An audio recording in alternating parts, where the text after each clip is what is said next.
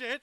So just write shit. Maybe I should just write shit on this stuff. Because apparently all the internet wants is crappy shark movies. But no, nothing's taken off from sharks. We still can't eat off of sharks. We're just locked in this godforsaken hellhole of Mateo's condo trying to fucking produce a goddamn movie. No, keep it down!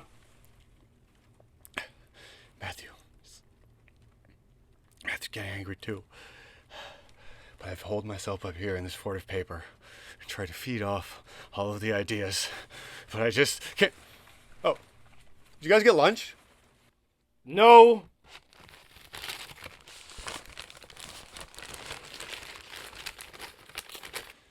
I got it. But hey, we got the receipt. MaJaMa. MaJaMa. MaJaMa.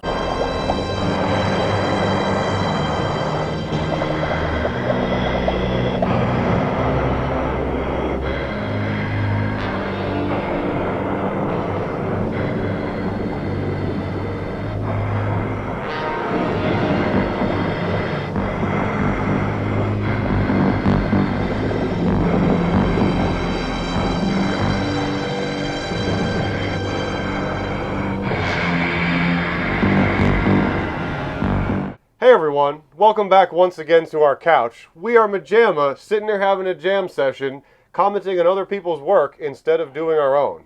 Now today we've got a special preliminary Shark Week cocktail, doing a little 1-2 punch of this and next week, and we are kicking things off this week for this holiest of celebrations with a Brazilian snuff flick.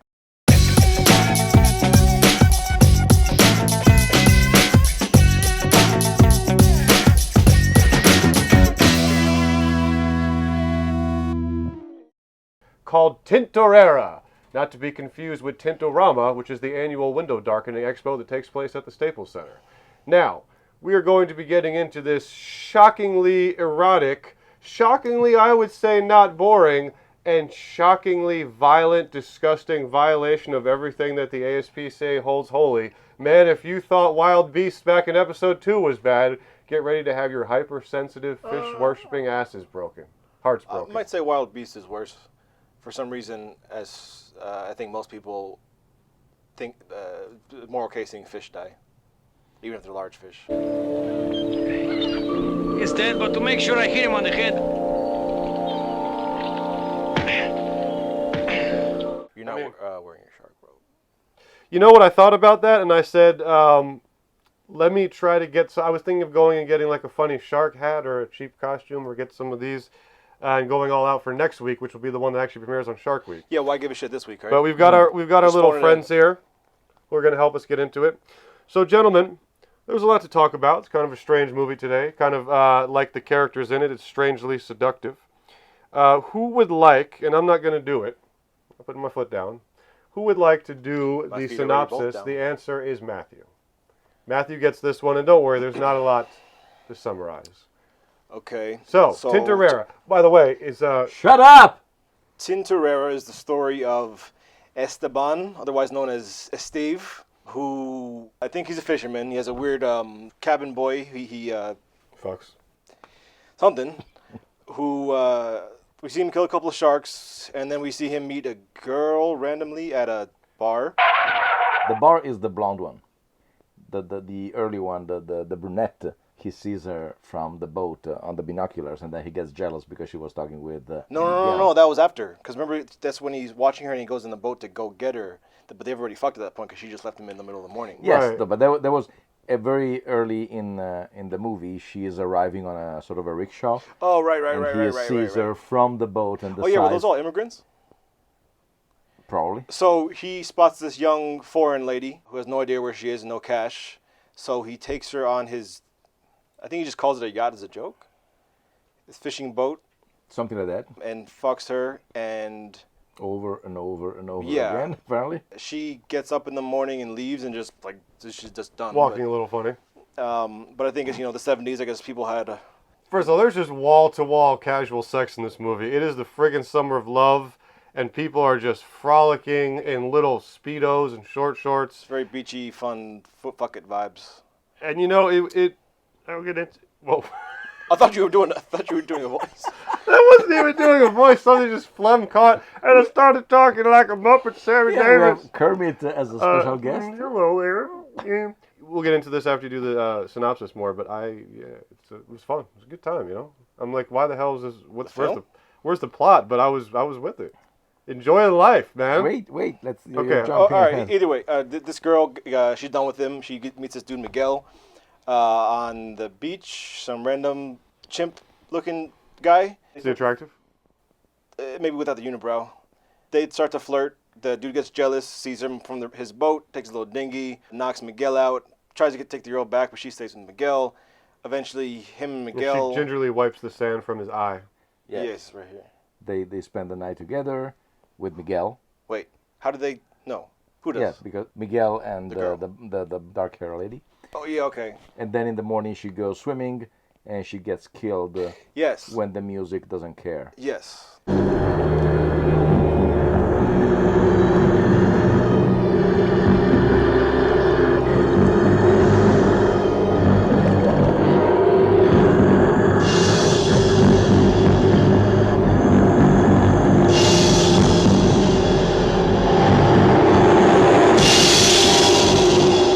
By a already dead shark. But nobody sees her, so they both think that She left. abandoned both of them because she already abandoned the first Esteban. Right. So then they become... Plot twist, she didn't ghost you. She was murdered by a shark in the night. Aha.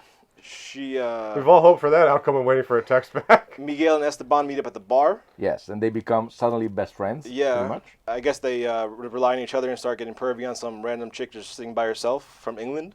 They go to the boat And spit roast her over and over again for about 24 hours straight. Yes. And she gets some thing in her head that they're going to become the Three Musketeers of a throuple. Number one, at no time should any of us get jealous. No jealousy at any time. I'll drink to that. And number two, there should be no other women. Because I'm enough for both of you. And they like, okay, we're gonna just fuck each other but not fall in love. It's like Almost Famous. I always tell the girls, never take it seriously. If you never take it seriously, you never get hurt. If you never get hurt, you always have fun. And if you ever get lonely, you just go to the record store and visit your friends. A lot of sex, a lot of killing sharks. They decide, I guess, it's a good venture to make money to kill sharks. Just blasting these things but fucking between the eyes. Miguel, sorry.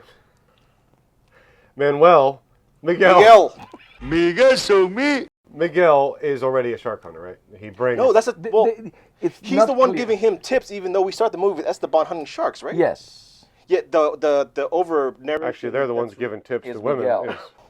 Is Miguel who is reminding Esteban how to fish, hunt, Kill. die, kill. So they catch a glimpse of a giant tiger shark one day while out killing sharks, and they're all kind of freaked out. The titular Tintorera. Yes. So they're like, yeah, don't fuck with that shark. I've always dreamt to say titular. I thought you were going to say titular Tintorera. No, There's just so titular. many T's. It's great though. Titular Tintorera, yes. Tantalizingly terrific titular Tintorera. I've always dreamt to say titular Tintorera. Better? Yes. Okay. Milk, eggs. Butter, milk, egg. Butter, milk, eggs. Then remind you later. Butter, milk, eggs. So, I mean, nothing happens. So it's just like Nothing you're just happens. waiting You for could have done something this whole just- synopsis in 30 seconds. Yes. A lot of fucking, shark kills someone, they kill the shark. Yeah, classic revenge. No, wait, no. Plot twist, the Tintorera kills one of the two guys, kills Miguel. Yes, So the throuple becomes a couple. back to couple. Yes. But she can't stay with him because she's haunted by the vision of Miguel, Yes. and she leaves. So then Esteban Yes. meets up with some girls. He and Miguel fucked the first night they became friends, Yes. and they take him to a party. Don't forget who we see. We meet Terry from Three's Company, who replaced Chrissy. She was the third. And Yeah. And so. and for the second time on film, you see her topless here, and the Devil's Rejects. She's the one who's the She's the gun in the pussy. You know, Hoss, if I'm not mistaken, I think I could still smell your wife's pussy stink on my gun. Hope it doesn't rust the barrel. Okay. I'm sure she has it on her resume. Shown titties in 2 different movies, Sharks and Check and serial check. killers. So they meet up with some weird, Partiers? yeah, some old hippie, really creepy though. We do not Everybody. dislike anyone here. Hello. Hello. We're having a party tonight at the Amaka Hilton. You are invited. You can come too, friend. There we don't dislike anybody, amigo. Yeah, I'm not sure what that meant.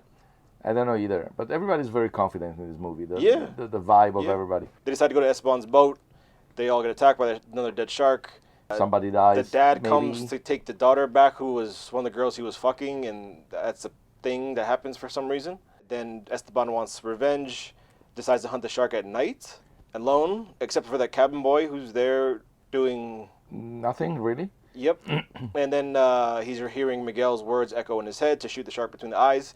He shoots the shark in the gills. Not exactly, not in the eyes. And then but the shark eats him too, so they both die? Wait, what? I don't. I probably. I mean, because we see him bump right yeah, into... it's not very clear that, yeah. that part of the and then the we lamp. just end on Yes. beautiful footage of the A throuple's day rerun out of their outing. in the Mayan there. ruins. Yes. The end. See you later. See you later. Adios.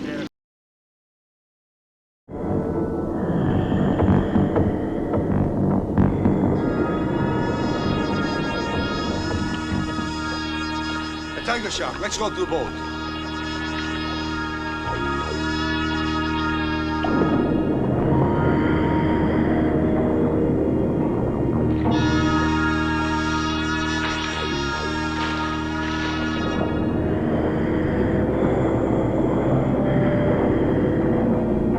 I feel like there's a lot to unpack here. Yes. And strangely enough for me, this was not unenjoyable. And for as absolutely meandering, plotless, and sparse with shark action as it is, what we were talking about throughout the synopsis... For the titties. Yeah, for some reason, I thought the director did a good job of... We spend the whole damn movie on this, like, summer of love, carefree, everyone confident party island, and yet I found, as opposed to being like, who the hell are these guys and where's the shark action, I was actually kind of into it, and I thought, in its own strange way, you don't put on a shark movie for this, but I was like, I feel it. I felt that Miguel... Yeah. Miguel? I felt that Miguel... Miguel son siempre mi. Enjoyed life. I felt that, okay, this is one of those sudden friendships I think he where all of a enjoyed sudden- having sex with that girl. I think he really enjoyed I think it. he enjoyed having sex. Period. Then No matter who slipped under. yes. And I just kind of felt him him and take Esteban were very close. take I Esteban mean, in. literally, in where? and they just had some fun, and I don't know. It No, wasn't. Esteban took him in. Yes. He was like a floater, wanderer. I guess it's just because Miguel makes him under his wing. makes the effort to be like, look, forget that we were both after the same girl. Let's be friends. Let's hook up. Let's come from each side. Un tequila. Dos tequila. Tres tequilas. So let's start before we get into the obvious shark aspects and Yes. all the horridness. It's not that obvious. What did you guys think about that? What did you think about the 75-80% of it that's like a Paradise Island love boat? Did you have a similar feeling where it kind of did a good enough job of conveying that Pleasure Island? Were you bored out of your mind? Why does this movie exist? Yeah, but that's a good why any movie exists. There is a premise to be done. The original movie Tintorera, which 99 out of 100 is lost forever. This is a remake? No. Oh. But it was a much longer cut, imagine that, which was exploring the life of at least Esteban. It was explaining how he had the money, what he was doing before going over there. Shit. Yeah. The American version has been cut and is the one that we watched and is the most available now. There is another... Sorry, the original Brazilian is lost? Yes. That's kind of cool. Like I said, on one of the ones just I was now, it's- hoping for this version to be, because it's fairly recent, this Blu-ray, to have both versions, but apparently is impossible to locate. You must be sick in the head. Well, it's almost like everything is so easy to find and cataloged and stocked and streaming and Amazon and YouTube that it almost we touched on this before, but becomes almost insanely special now when something can't be found. It seems like that's rare now. You would think so, but then again, well, Grant, this is 1978. Probably the most notorious studio that is very jealous and keeps everything is Disney. And yet, when they did the restoration of Bedknobs and Broomsticks, one song of Angela Lansbury, they could find the audio track and a series of photos. But they did shoot the scene, but so far nobody knows where it is, the actual footage. So imagine a production like Tintorera. Just throw it over the side. Exactly, yes. Probably, highly likely, there was not too much. And plus, the Brazilian version, the, let's say, original version. He's going for the and it was going to happen eventually. He came a bunch of sharks around a raw chicken. The original version, it's in Brazilian. Like, this one was dubbed. So if Really? You can't tell? Mm-hmm. Yeah. You're saying there are more sharks during a certain season? Yes. When the sardines come in, the sharks will follow. Will you help me with this? So that's what we were. That's what I was saying. How did you feel about this excess of non-shark material? Were you guys bored? Sure. Wait, what were we talking about? No, the Lost Brazilian cut. We're talking about the Lost Brazilian copy, and this one being the outside of Brazil cut, the one that I saw it the first time I saw it back in Italy, that I found here again when I purchased this one. One interesting fact is that in his private collection of 35 millimeters, and the great estimator of this movie is none other than Mr. Quentin Tarantino. And one of the things about the film that I always get a kick out of is I went to just see a Jaws ripoff when it came out, and that it most surely is. But what surprised me was it also tells the story of this kind of menage a trois going on between these two guys and this girl, Susan George. And the thing is, you get really caught up in their relationship. You really get caught up in the story. You almost like don't want the shark to come in and fuck shit up. It reminds me of there was a movie called Summer Lovers by Randa Kleiser, the director of Grease, and it was the opposite triangle. It was one guy and two girls, I think. How would that work? But So what's one of your sexual fantasies besides obviously two girls and a guy? 1 for 2. And 2 for 1. So it was always planned as being structured around. No one planned this shit. They just fucking caught some stuff on film and put it together. This one, it looks like, when I was watching it, I had this idea that this is the blueprint of any of the latest Adam Sandler's movie. Let's go on a vacation. Oh, let's shoot a couple of scenes and cobble together some sort of a movie. Oh, I have a dead shark. Let's pretend that he's attacking us.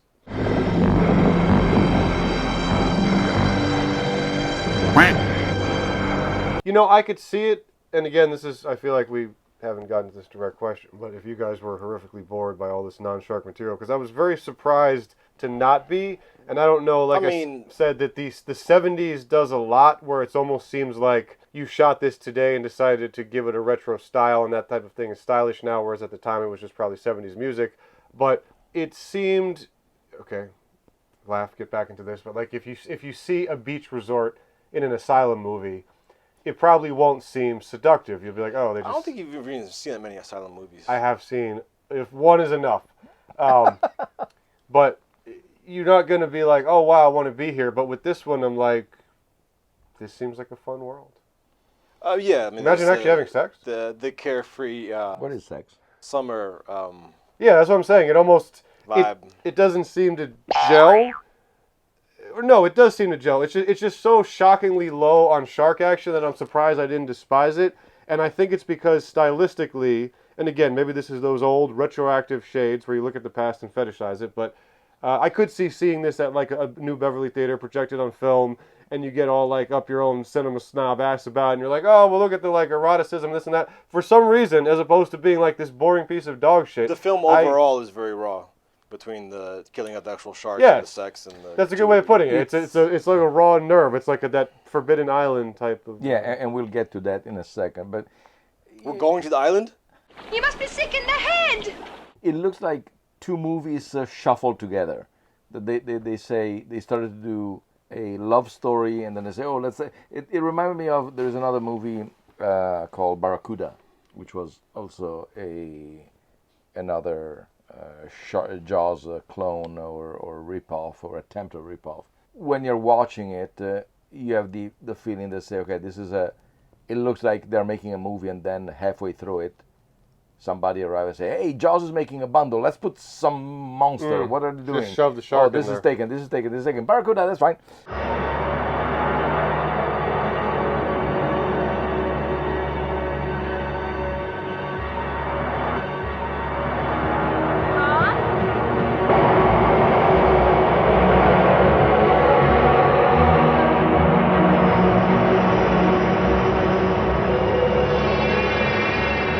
And this one, I kind of like have that idea of something. Yeah, like the that. shark hunting is kind of inconsequential to.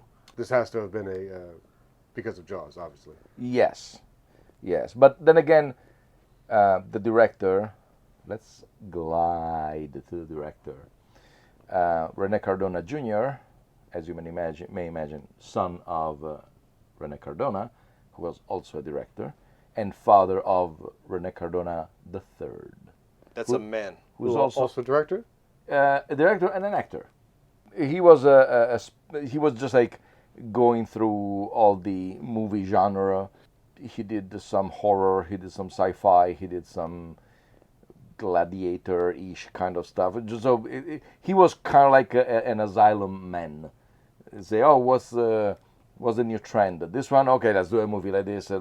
And so, for instance, he did Bermuda Triangle movie with John Huston, the director. Of Armageddon? Yes, exactly. That one. Wow. No. It's a joke, of course. We all know the director of Armageddon is Michael Bay. Jerry Bruckheimer. Yes. Joel Schumacher. Wait, is it Bay? Yes. It is, of course. And then he did something like The Night of 1,000 Cats.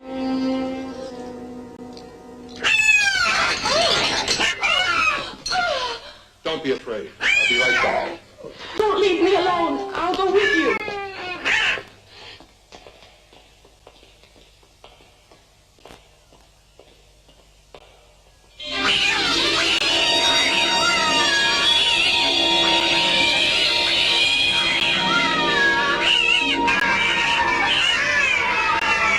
Or something like that, which is a very bizarre horror movie. And then he did one of my favorite. Just close the door! Just get the cats out! Quick, take a laser pointer and just like distract them all. All right, whoever is putting down milk saucers for them, you're not helping. Put them outside. And then he did, of course, my favorite, which is Beaks, that in Italy came out as, and in part of Europe, came out as The Birds 2. Okay, I remember you telling me about that Scarier one. than Hitchcock. Is the one that is... Scarier than his cock. Yes, that probably, sure.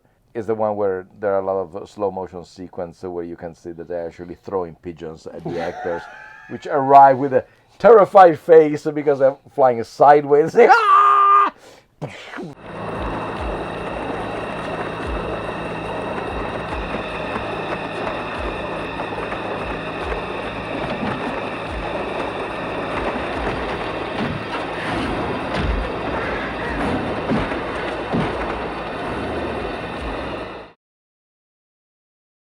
Which is the most dangerous kind?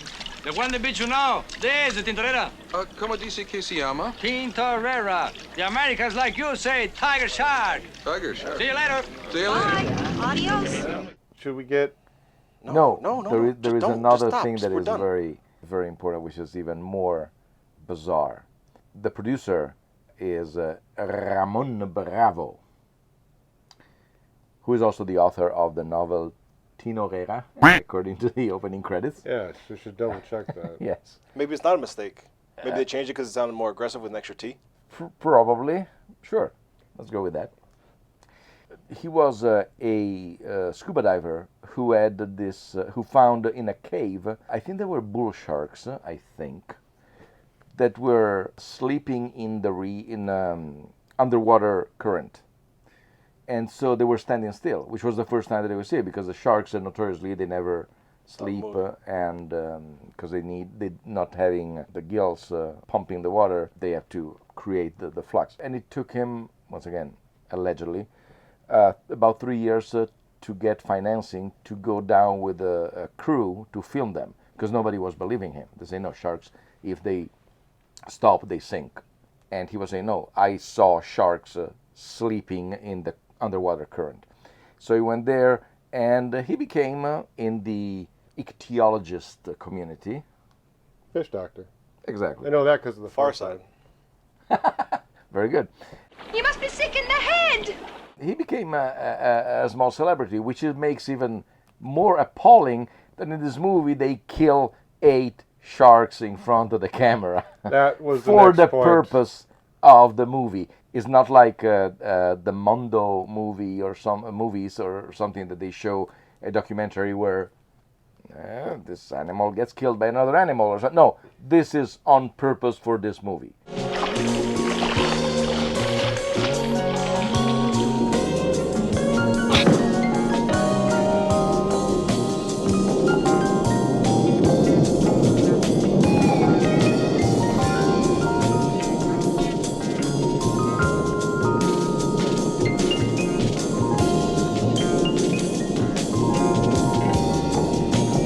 And it's very, you can tell, I heard an audible gasp from you the first time the shark got it between the eyes. First kill? Yeah. It's very, okay, here's the thing. It's unfortunate. For the shark. Air quotes.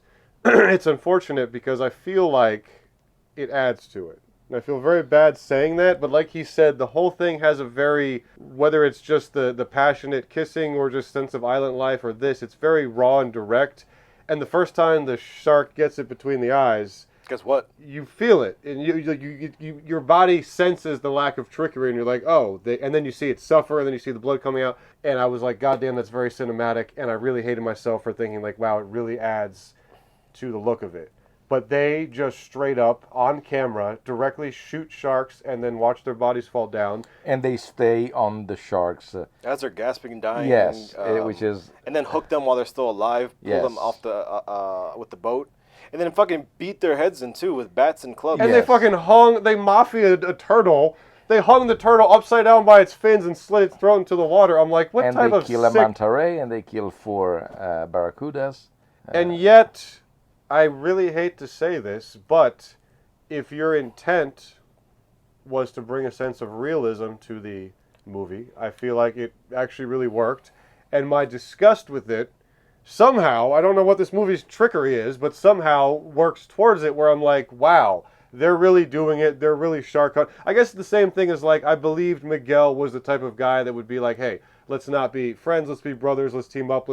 My thing is enjoy life. That's how you remember me. Sip wine. Let's team up on a girl. Let's have endless women. I believed all of it, and so Shark girl. What's the difference?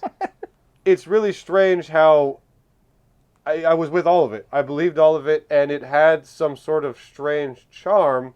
And the problem with shark movies, and when I was watching this, I was even thinking of something like Jaws. They all have to use trickery.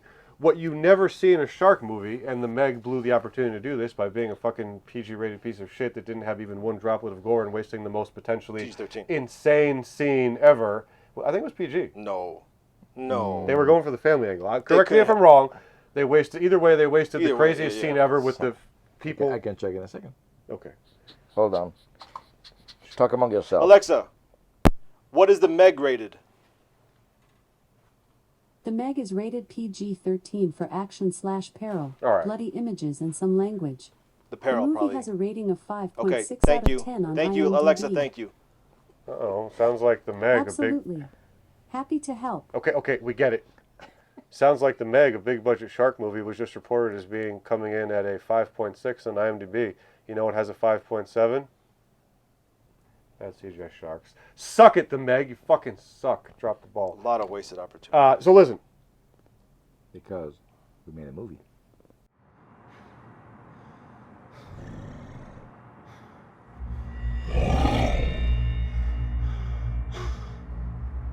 Oh God!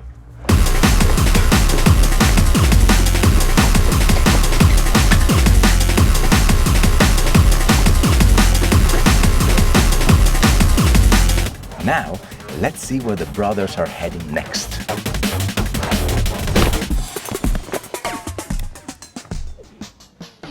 What we've never seen in a shark movie, even in Jaws, is this. Shark comes up, actual contact, rips off. There's always some sort of trickery, there's always a cutaway, there's always masked by the blood, there's always a shot to black. The blue suit. Very nicely done. Did it, pal? You did it.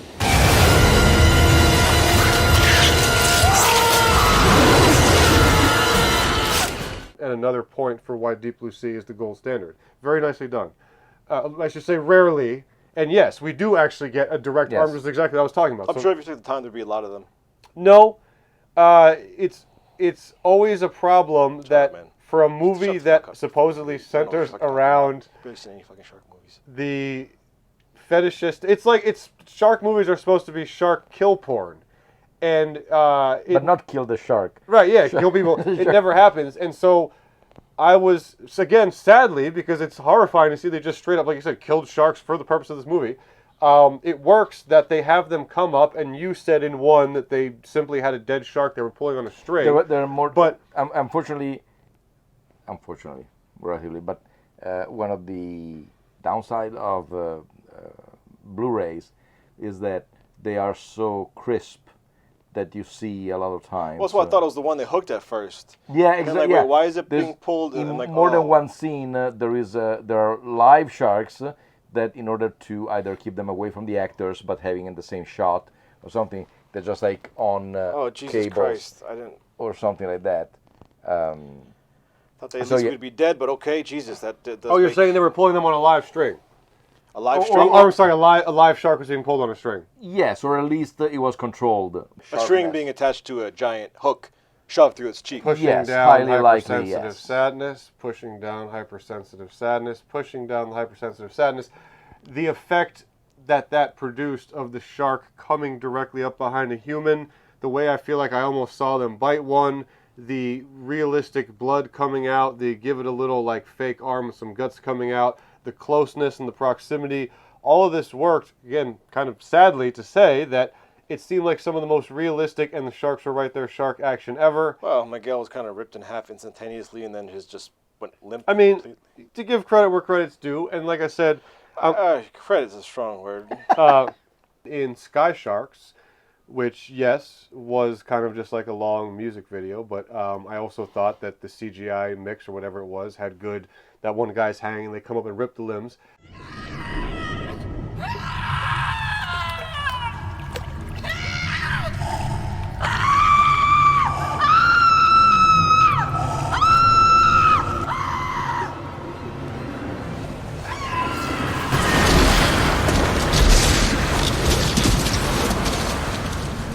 So, for a genre that is supposedly all about these kills, like I said, we just never get to see this.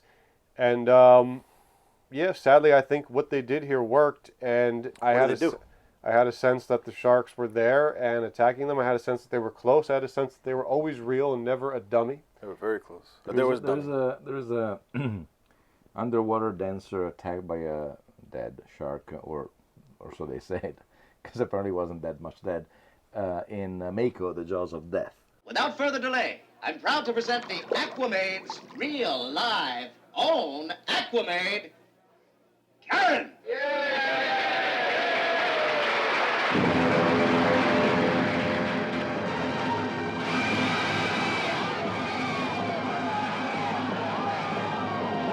The point is probably Deep Blue Sea, which has a mixture of CGI sharks and mechanical sharks. Mm-hmm.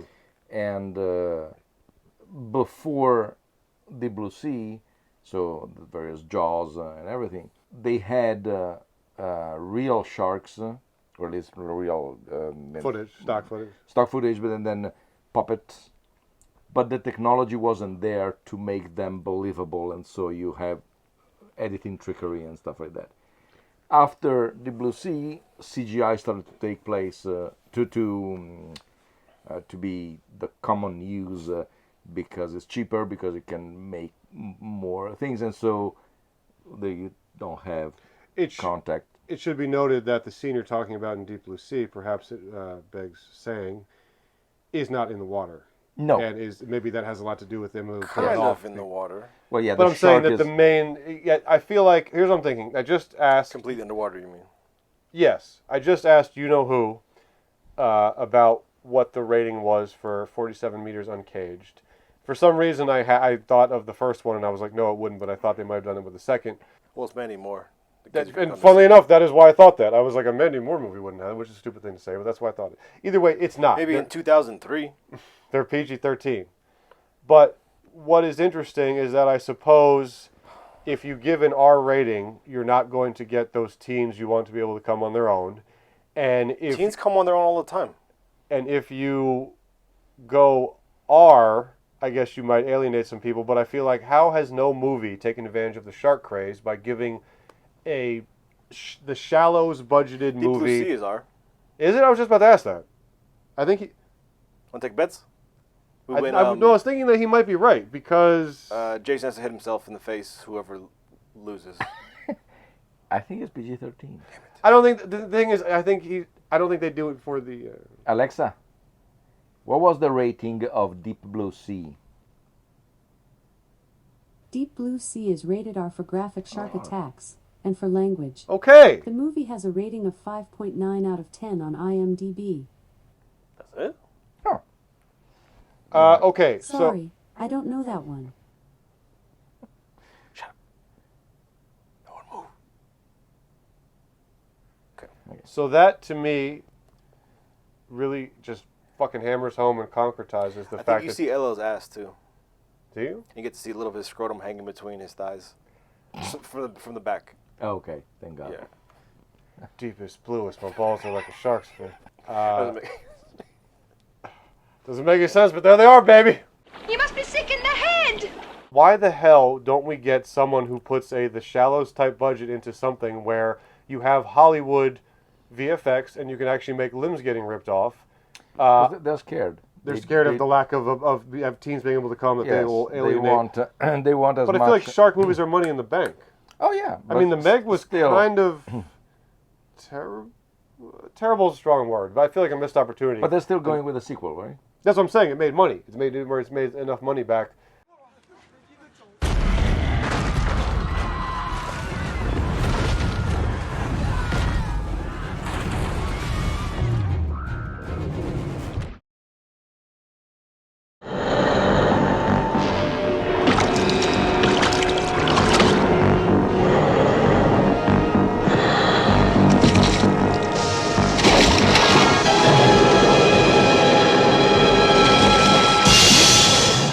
All this to say, in this genre, which is more fetishized and obsessed over than even I would have ever thought, and as we've seen now in Japan as well. That's Japan? We've never gotten... Thought it was that way. Yeah. Back there, we've never gotten a great shark attack, and I felt these were pulled off well. So, gosh darn it, this movie actually, I felt like worked. And strangely enough, with Wild Beasts, I feel like maybe it was more overt that was their entire hand to play, but it was left a little more disgusted. This, I feel kind of sad to say, but I'm like, well, your shark technique, shall we say, worked for the overall story. It's a hell of a technique. Well, I think you also have Wild Beasts breaking that seal. Joke about a seal. Yeah, I was gonna step here. This was less impactful, and like I said, I think just if it's a marine animal, it's for whatever reason is more alien than a mammal or. And it flows that people hunt sharks, people go into the ocean, kill sharks, fish for better for worse, but in that you don't have on the escape zoo animals being murdered. It's a little more extreme overall.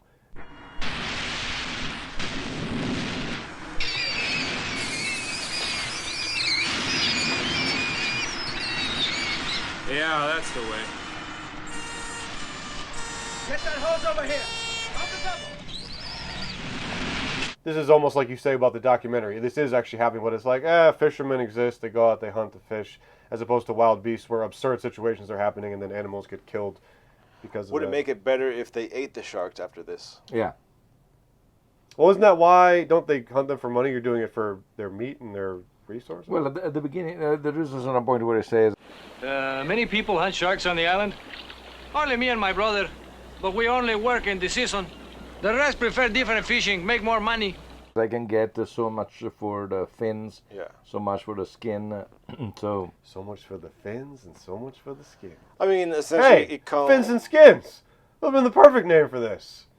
And, then, and you shoot the trailer in like a 80s style of like a fucking hard bodies private resort boner comedy. Fins and skins. This summer, Manuel is on a mission for Miguel. Miguel. Miguel son siempre mi. That's really great though. Patent pending. It's summertime. The sun, the beach, girls, girls, girls.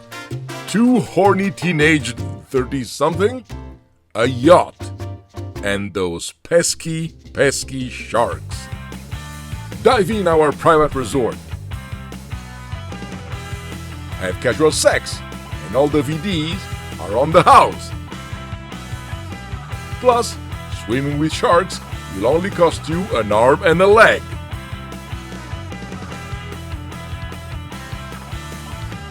Fins and Skins. Next Sunday on ABC Family. Why was Miguel teaching that girl to scuba dive? He's just shoving her back under the water.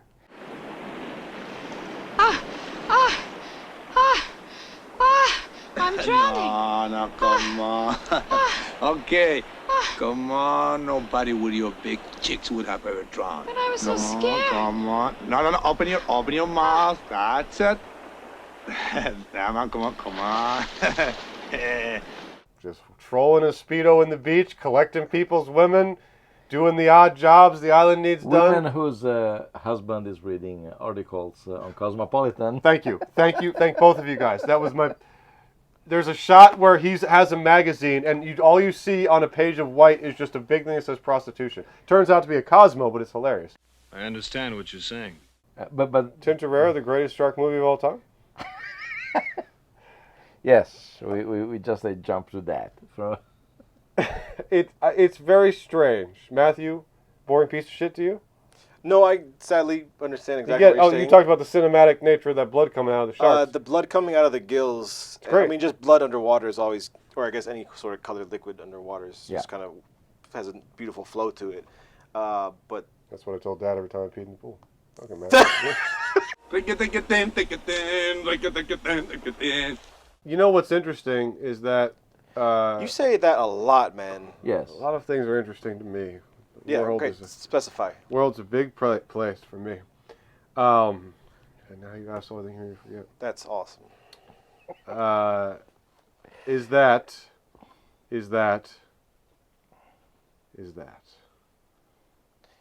I'm Zach.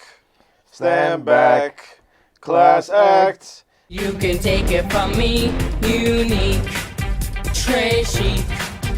The peak of fabulosity. Don't you wish that you could be a faggot like me? I think that it was something like that, yes. That's what I was going to say. Oh. It's Zach? Zach?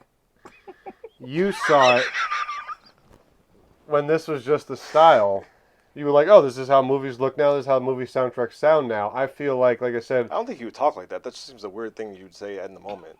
Retroactively, the music is great. Well, maybe not that theme. And the style and the camera work. Also, it's very jarring.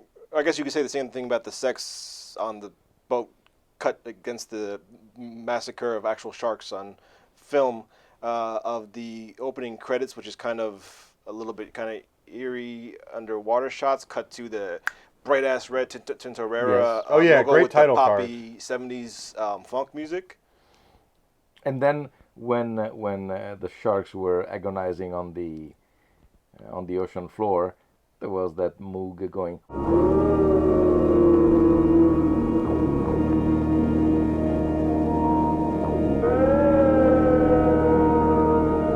Yeah. And again, made it very. I kept thinking an acid or a mushroom trip where you're like, oh god, just these weird waves of. And this, with the suffering, it accentuated, it punctuated it, it emphasized it.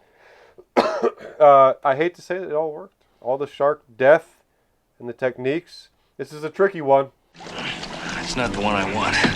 I'm gonna kill him anyway. Deep Blue Sea was rated R, man. That blonde girl shows her breasts. In what? Deep Blue Sea. Perhaps in 1999, we were still going with the 80s style action, boobs, blood, and hardcore emotions. Blood and guts and butts. But no, and it seems risky it would be R. It seems risky by modern standards. They were courageous, and they were actually, the R were actually R. And the PG-13 were PG-13. There was a separation. Men were men and women were women. Yes, I mean, a man at night. My philosophy is if you're a man at night, you got to be a man in the morning. Well, is there any aspects we didn't cover? There weren't many aspects to begin with. I was going to say, yes. I thought to myself, with dropping the whopping hour and a half like today, yes, everybody was naked, so we should cover them in general. Yeah. But yes, it's. I think we can wrap up. So yeah, if you're a shark movie fan, this is kind of an interesting entry. No, it's. I mean, yes. You know what? An anomaly. Let's, where everyone, give a little bit of extra beefy wrap up with your feelings, and let's talk about how we felt about this strange beast. So, what do you say? Well, you want to start a vote? So. All right, that's a bold thing. Because it's probably it's better for you to give your evaluation while you're throwing stuff. Yeah, that way we don't hear you talk again. Well, I was enchanted by it. It put me under its spell, and I couldn't figure out why am I not pissed about spending more time with these people on the island. Was it Esteban? No, it was Miguel. Miguel son siempre mi. You know, it's funny. I feel like I would be saying this in a sarcastic way to mock the movie, but no, I'm honest. I believed Miguel was that guy whose one purpose in life was to have fun.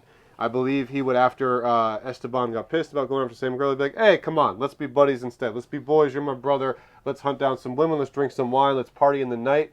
And I don't know if, like I said, retroactively looking back at the 70s and the style and the kind of that little bit of grain that we fetishize, looking back, or the music, it all worked for me, so I didn't care when we were just with the guys. Similar to what you said about Tarantino, I was kind of with the love, romance, fuckery story, whatever you want to call it.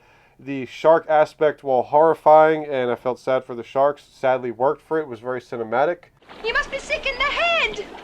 So I'm going to surprise myself by going with 2. Because it left an impression on me.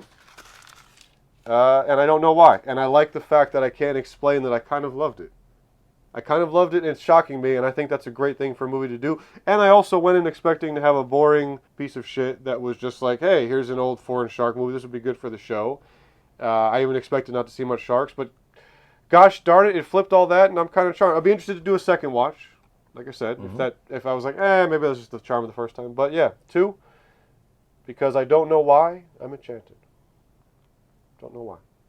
We're a bunch of helpless jackasses. I guess I weirdly feel this similar. It's weird. That's what seduction does. I guess you get a taste of this island life, free summer, fuck everything, literally and figuratively.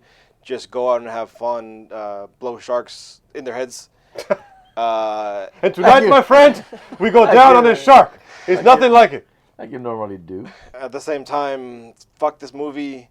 You have a lot less of visceral reaction than you did to Wild Beasts. Wild Beasts, you could just tell you were dead, and you were like, this thing deserves to die. I hate this. And here, I don't feel the same. I think with this one, I was more prepared. With Wild Beasts, I don't think I was as prepared for what they were going to do. I don't... What if you throw those sharks instead of paper? I don't know what those equate to. Is there a conversion chart somewhere? What's the somewhere? chart? I wrote it down. Just pick up your shark to paper conversion chart. Is it here? All right, this is... Search your feelings. You know it to be true? It's weird, right? You want to love it. You want to say you loved it. What the hell is this movie?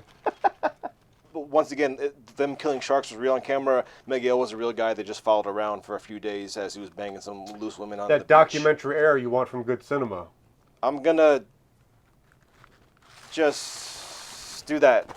No, come on. I'm interested to see. What would the vote be? You got here. I didn't know. I'm too intrigued by your confusion. You got to give me a definite vote. I wanted to say right down the middle, but that almost seems like a cop-out. Yeah. How did you enjoy it? But it's not, though. I'm going to keep thinking until you go. Wow. Okay. It's a straight... the man has to take time to think. I'm exactly with you. It's a very weird... I've always considered like two movies put together in a clumsy way by some editor. And it's by no stretch of imagination is a movie that is gripping or keep you at the edge of your seat, or some taglines were something in the idea of if Jaws scared you, this one will terrify you. No, absolutely not. However, I've never been bored by this movie. I'm dying to see the original version because I would like to know exactly how these guys go by through life because apparently they just like they're there, and I completely understand what you say about the death of the sharks, which also that I definitely remember when we were watching it. It was the same thing like Milo and Otis. They wouldn't have done that for real for a movie now. What a tragedy. It's one of those shark movies that you're watching it and you say, and I think that you did, is it really a shark movie? I mean, is something happening? Because there is not really a story, there is not, and yet, to steal his thunder, is less boring than an asylum movie. You kind of like, maybe even if you don't necessarily like these people, but you get to know them, and you're starting to go with them. I did feel like it's weird. The more I think about it, I'm like, this doesn't happen in a movie like this. No, because I knew these people. They look like almost all sleazy, if you will, for what they're doing. The horrible line. What do you want to bet? I bet you the two girls. If you win, I give them both to you. They're not your property Chained of together. something, but yeah. They definitely all got gonorrhea, though. Yes. That's just passed around the entire island. At least now, yeah. So I go with 3. And God forgive us all. There you go. Matthew? So something popped in my head that helped me push to my final decision, which is She-Gods of Shark Reef. Yes. Which, if you compare the two, it's 2 dudes, went up on an island, bunch of girls. Good comparison. Dead sharks being pushed around as if they were real or being killed boring in the moment. As shit. But boring as shit. Unwatchable, actually. Yes. So, comparably, that pushed me to a 2.5. Okay. Very surprising episode. Yeah, man. Stop doing this to us. Yeah, so the 2.5 for that reason, just because it did keep your attention. Sure. MaJaMa.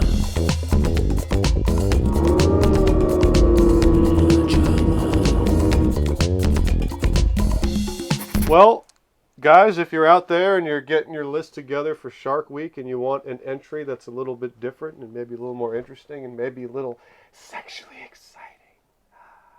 Also, don't give money to this.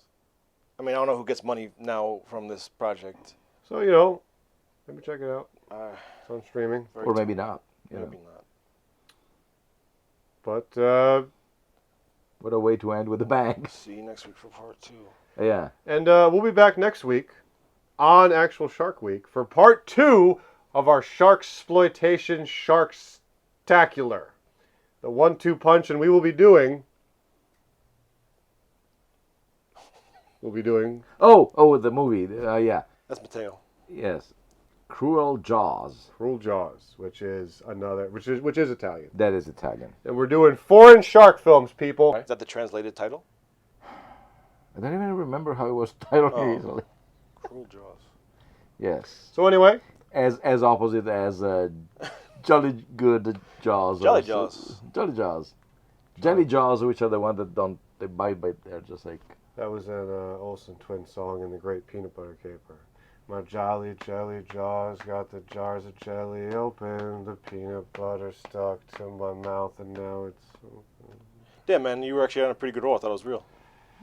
Yep. Anytime someone says, wow, did you just make that up? I feel bad that I didn't go harder at being a freestyle rap artist. But a lot of failed dreams in my life. So anyway, guys, come on back next week for part 2 of our 4-inch shark spectacular for Cruel Jaws.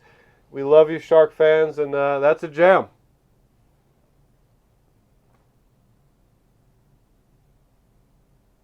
My jelly jam jaws.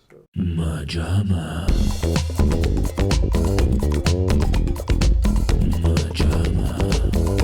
Hey everyone, and welcome back to our couch. We are MaJaMa, sitting here jamming for you, talking about other people's work instead of doing our own.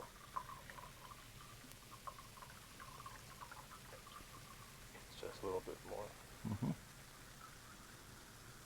At the brim stop. Okay. What were you saying?